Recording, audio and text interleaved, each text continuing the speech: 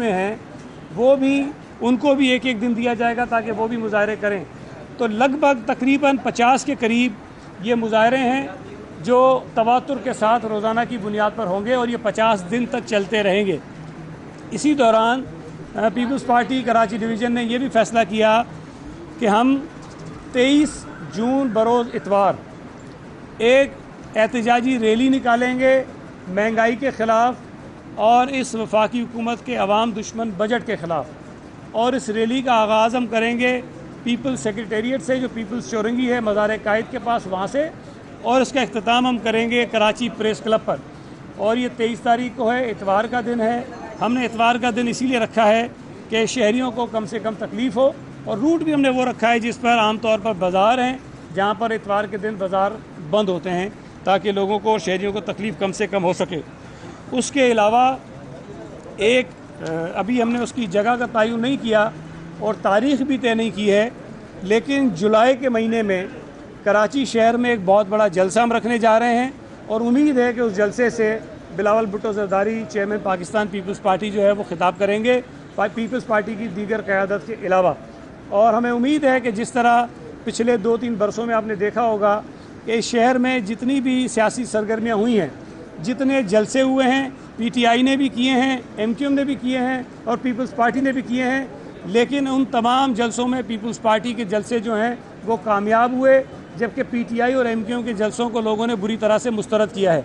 मुझे उम्मीद है कि ये जलसा जो जुलाई के महीने में हम करने जा रहे हैं हमारे पिछले जलसों से बड़ा होगा, और हमारी जो मुखालिफ जमातें जो कराची पर मुसलत कर दी गई हैं उनके जो जलसे नाकाम होते रहे, हम उन्हें दावत देंगे कि वो चाहें तो हमारे उस जलसे से पहले या उस जलसे के बाद, जिस तरह हस्ब रिवायत वो कोशिश करते हैं कि पीपल्स पार्टी के जलसे के बाद एक जलसा रखें, वो भी रखें ताकि इस कौम को पता चल सके कि कराची के शहरी, कराची की आवाम किस जमात के साथ है और इस हुकूमत के ख़िलाफ़ उसकी महंगाई की जो एक लहर है उसको मुस्तरद करने के लिए वो अपोजिशन के साथ खड़े हैं। तो आज की प्रेस कॉन्फ्रेंस का बुनियादी मकसद ये था कि ये जो प्लान है पीपल्स पार्टी कराची का हम आपके सामने रखें और आपको उससे आगाह करें। जिस तरह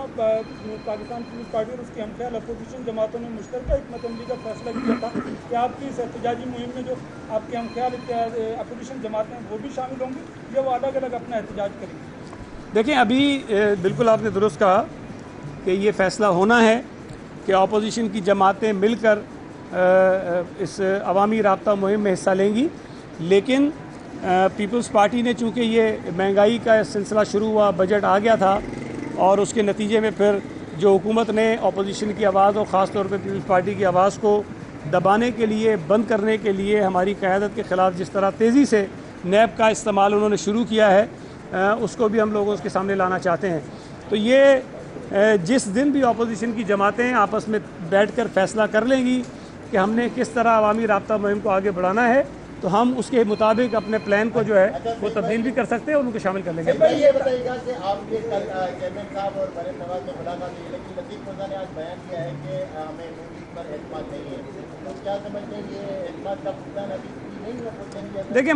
मुझे नहीं पता कि लतीफ़ खोसा साहब ने ये बात कही है, अगर कही है तो किस तनाजुर में कही है, हमें उसका पूरा कंटेक्स्ट देखना पड़ेगा। लेकिन एक चीज़ ध्यान में रखें कि जो सियासी जमातें आपस में अपोजिशन खास तौर पर बैठेंगी तो ये कोई आपस में जम होने नहीं जा रही है एक दूसरे में, ये अपने अपने नज़रिए के साथ रहेंगी, अपने अपने प्लान और अपने अपने प्रोग्राम के साथ रहेंगी। लेकिन जिस बात पर वो आपस में एक साथ हो रही हैं वो हुकूमत का अवाम दुश्मन रवैया है, हुकूमत की अवाम दुश्मन पॉलिसीज़ हैं, जिसकी वजह से इस मुल्क के लोगों की ज़िंदगी अजीरन हो गई है। हम लोगों के इशूज़ पर एक साथ निकल कर लोगों को आगाह करना चाहते हैं और इस पर मैं समझता हूँ कि कोई ऐसी बात नहीं है कि हम आपस में कोई जम हो रहे हैं।